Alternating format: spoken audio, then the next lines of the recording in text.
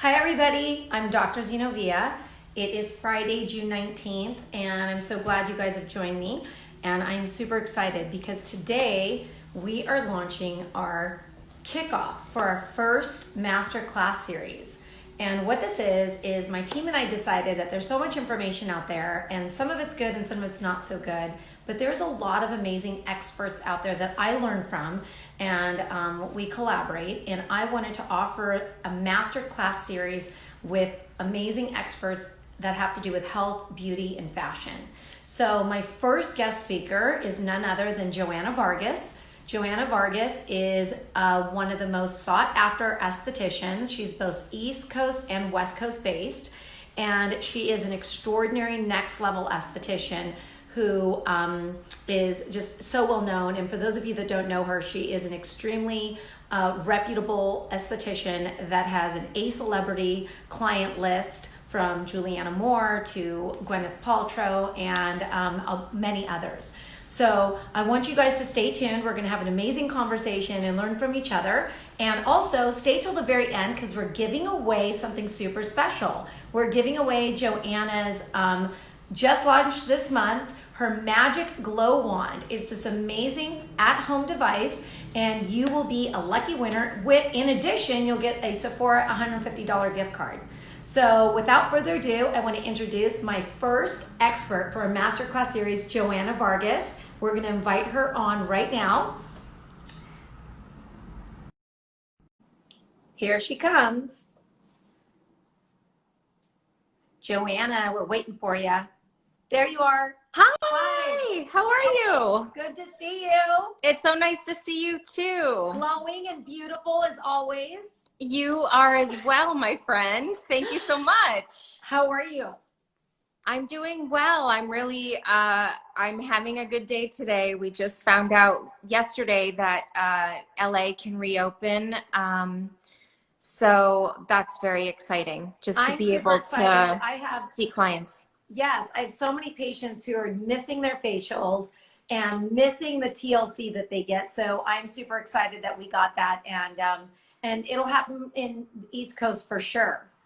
Yeah, eventually. I think it's going to take a bit longer, but you know, fingers crossed soon. Fingers crossed. So one of the things, I'm so happy that you joined me today because one of the things I admire about you so much, Joanna, is that, you know, I love that you're very science-based, and I love that you're kind of a fundamental skin expert. You believe in science, you believe in research, and you don't just try to like invent your own, you know, la-di-da stuff. And I really admire that. And everything that I've learned about you, you're kind of the real McCoy. Thank you. And your results are amazing. The people that you treat have just such glowing, naturally beautiful skin. They don't look overdone. I love that about your work. Thank you. Thank you. And I just have so much respect for you. So thank you. I'm just curious because we all have different secrets.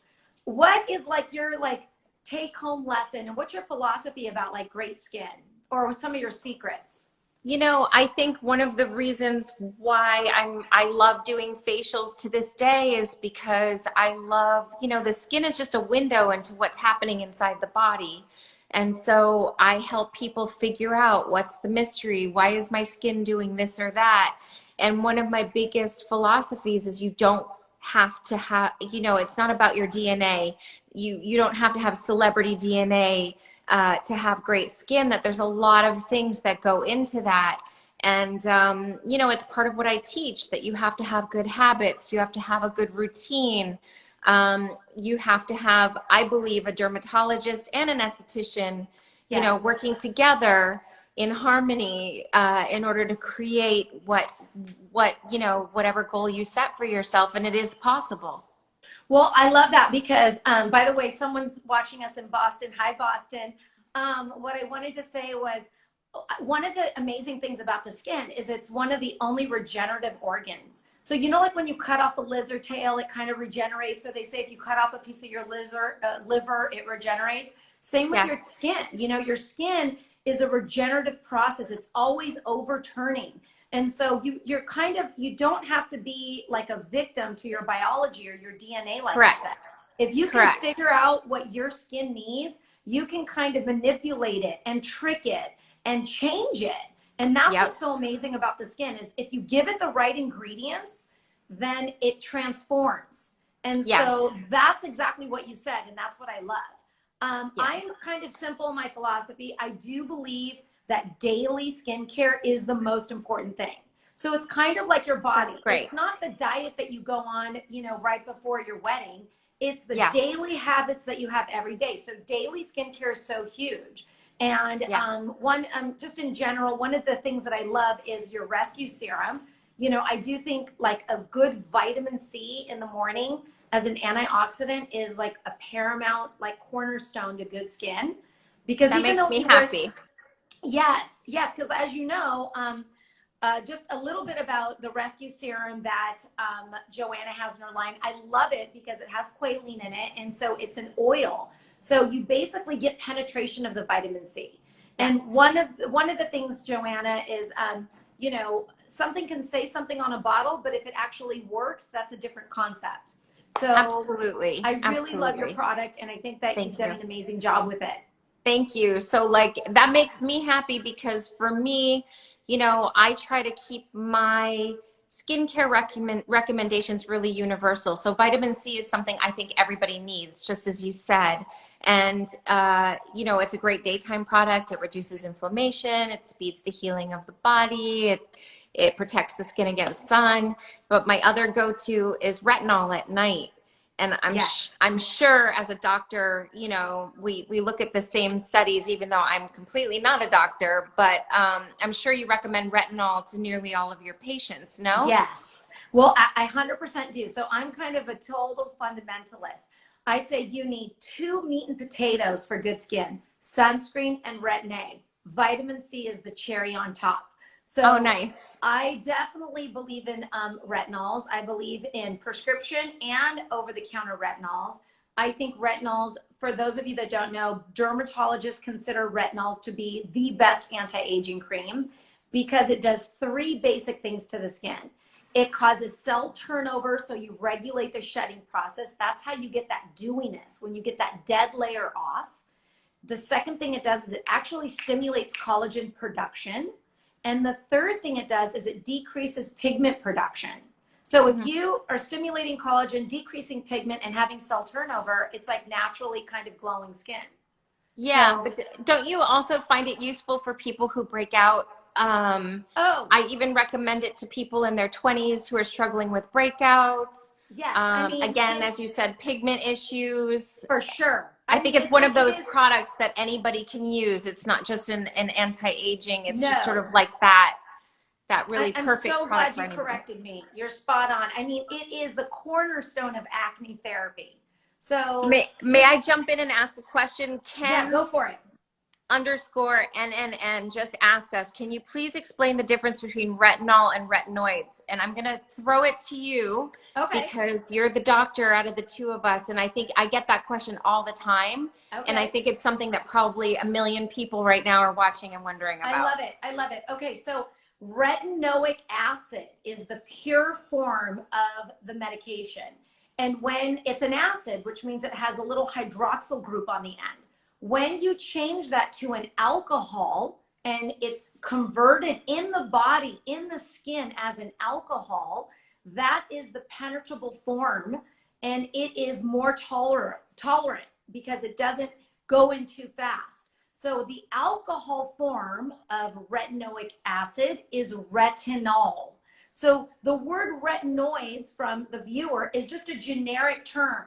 And if you take retinoic acid, Joanna, and it goes into your cells, it goes through a series of chemical changes. And it goes from retinoic acid to retinol to retinol aldehyde. So it basically goes through a series of steps, just like when you eat a candy bar, it gets broken down into sugar and fats and different things. That's When you such a put, great way of explaining it. correct, when you put retinoic acid on your skin, it gets transformed. Now, some people don't bottle up retinoic acid.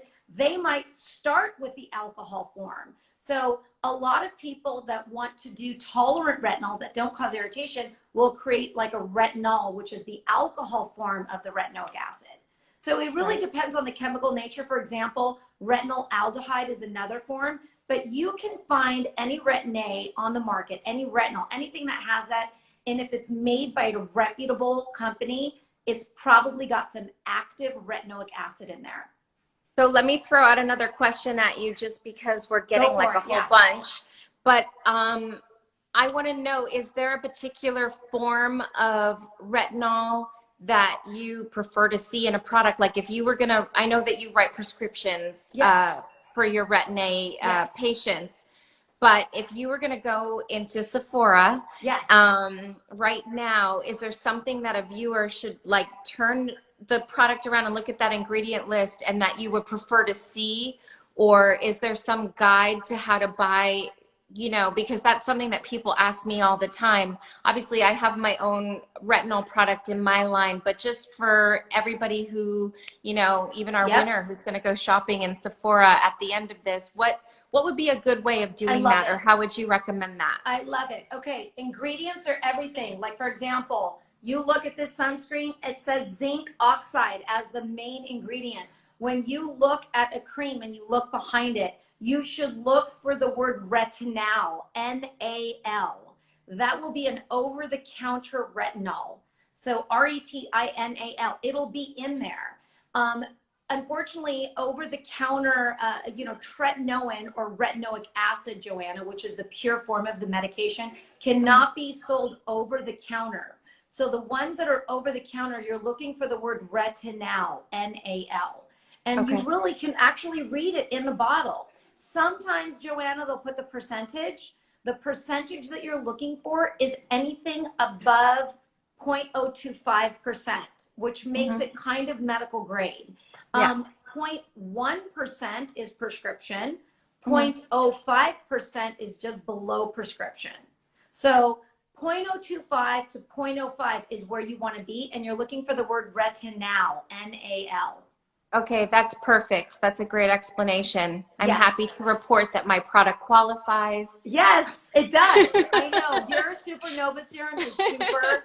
I love the name of it, and I love the consistency of it. It's beautiful. So that's the other thing for all of you guys, even though we're talking about Retin-A, we do believe it's the cornerstone of good acne, and I want to talk a little bit about acne, and it's also the cornerstone for anti-aging. But if you just get a prescription of plain old tretinoin acid, you will get really dry and flaky. So the beauty of what Joanna has created is she's created a really emollient, kind of smooth vehicle for the retinol, and therefore it gets absorbed better, it's released slower, and so your skin tolerates it more. Because if you just hit it hard with true tretinoic acid, you'll start flaking, and a lot of people complain. So I really love your product. Thank you so much. Let's see. I'm just looking through our questions. Yeah, go for it. Because we're getting a lot. I really love it, you guys, that you guys are asking so many questions. Somebody just asked, let's see. I love my prescription retinol, someone wrote. I love that. Good job, guys. Yeah, Keep absolutely.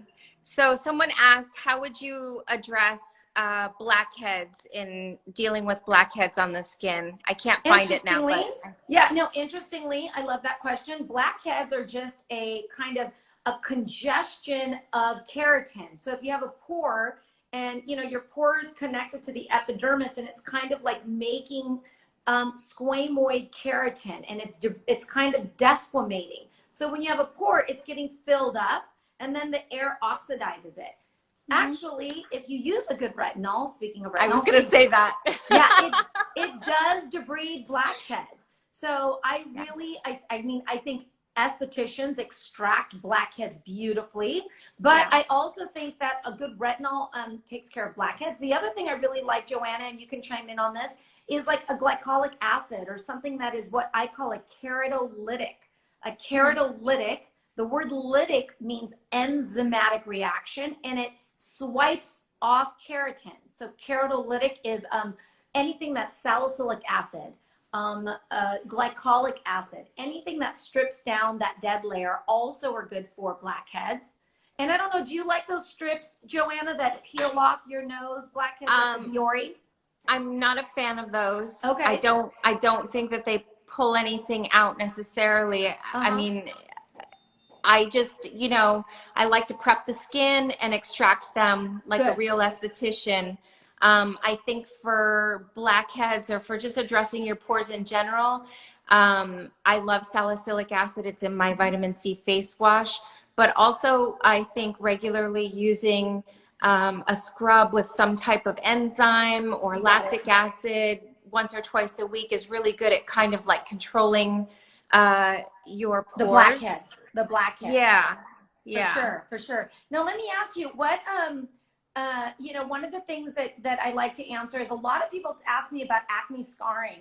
What do you think about acne scarring, Joanna, and just acne in general? Do you are you really big on benzoyl peroxide? Do you like at what point do you recommend somebody to see a dermatologist? If somebody comes into the salon and has a real acne issue, it really depends on what I'm looking at, because a lot of times you can tell right away. They have, for example, I had a client some years ago. He had the worst case of acne I had ever seen in my life. It was really, really aggravated, very angry skin. But he was using a Clairsonic skin brush every day to wash his face. Okay. And so all he was doing was spreading bacteria from pore to pore constantly.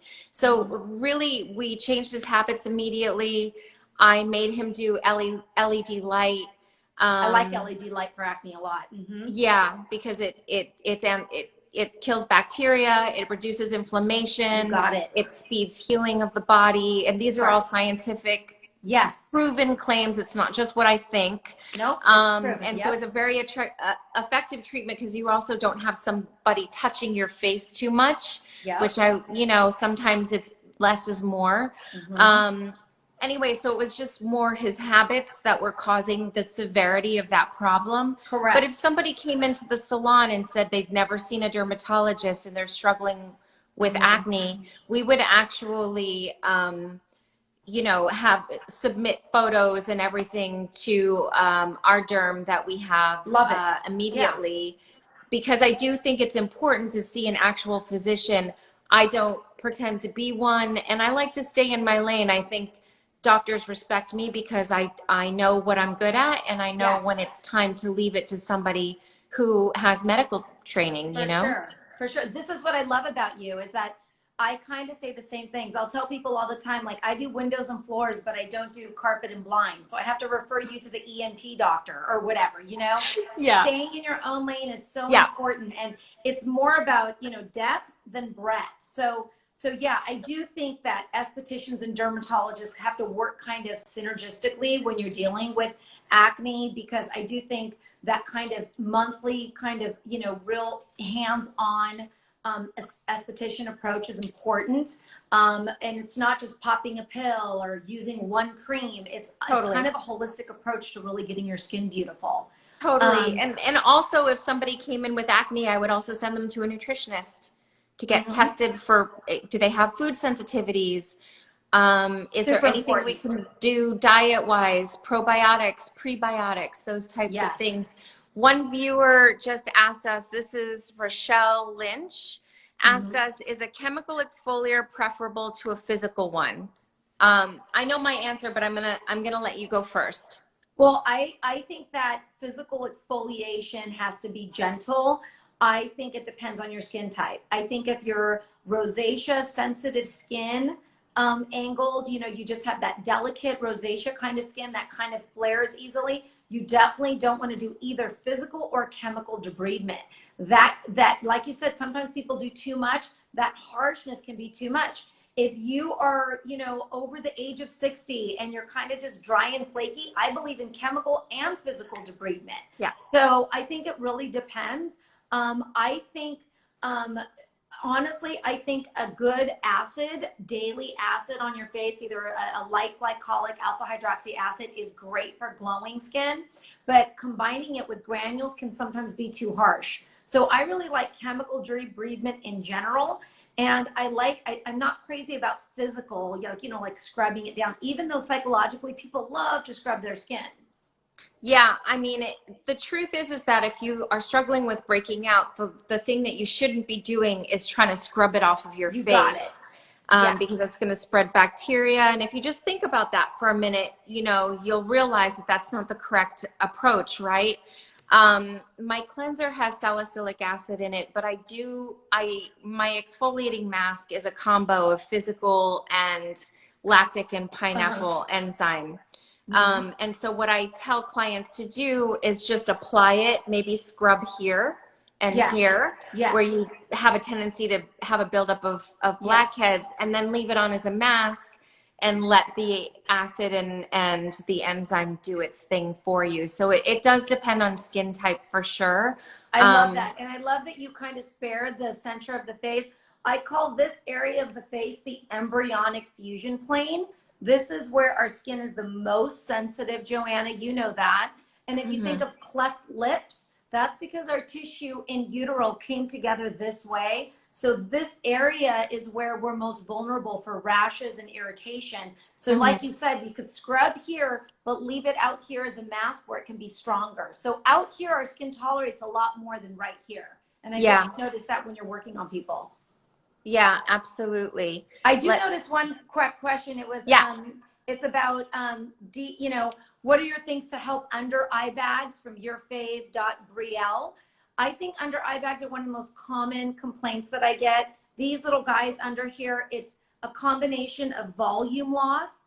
This orbital rim kind of our fat kind of sinks, and then the bone shows more, and then the fat pad.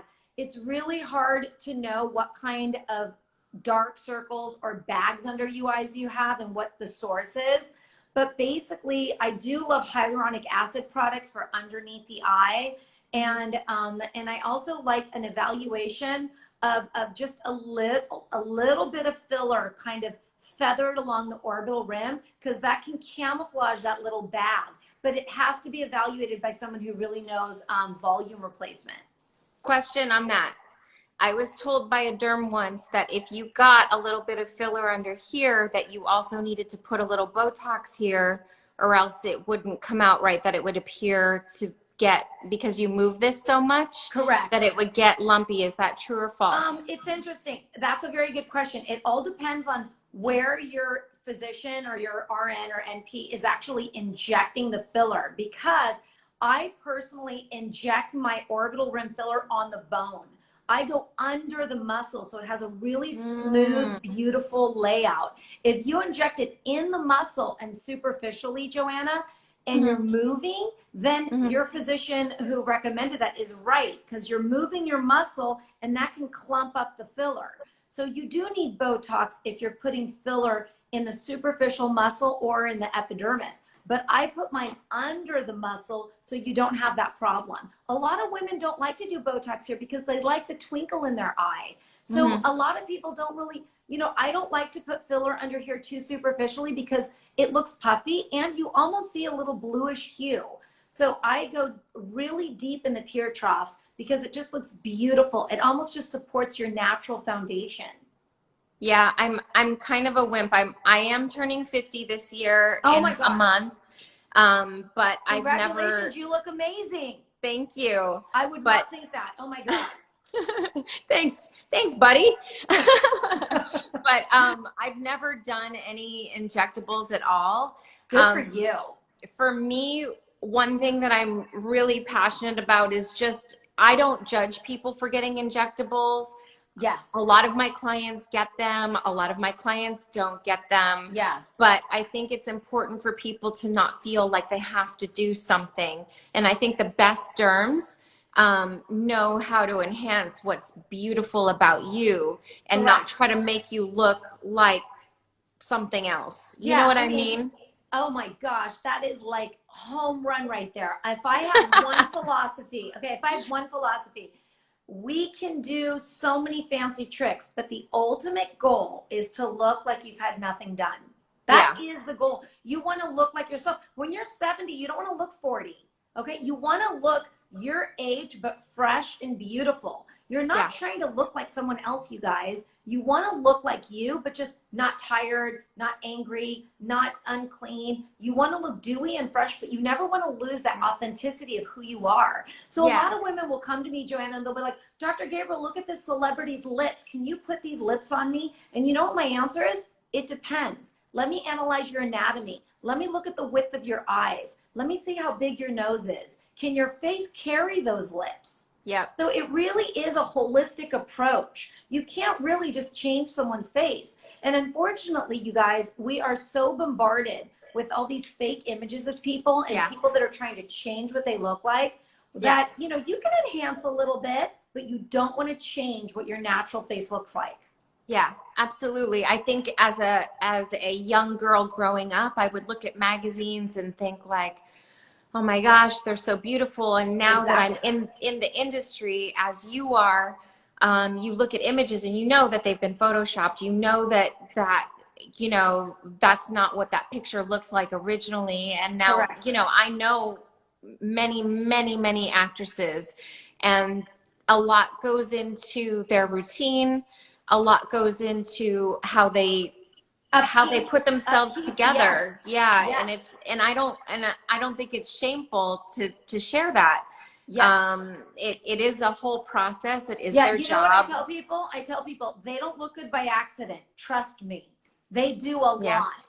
Okay? They don't look good by accident. So all that upkeep is what impacts people's skin. You're so right, Joanna. So one thing that I did want to kind of talk to you about was some of the technologies that you feel passionate about, because I'm sort of like the technology girl myself. And one thing that I think has prevented me from feeling like I haven't had a facial, you guys, in over 3 months. So oh my God, whatever on what I look like right now. But you're lucky. You have naturally beautiful skin.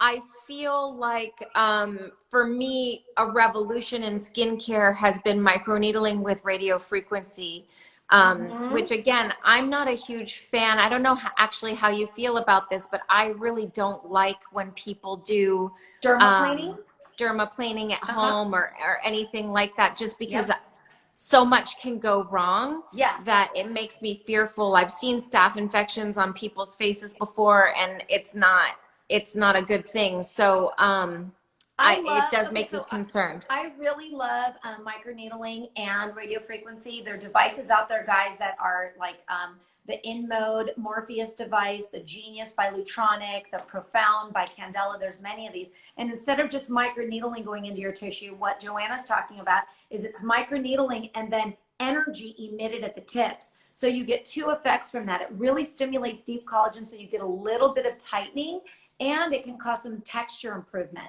I love those devices both for acne scarring and dark people, because radio frequency, you guys, is colorblind. It won't cause hyperpigmentation like some of the other laser energies. So light-based energies can stimulate your melanocytes, but radio frequency does not. So I like it in all skin types.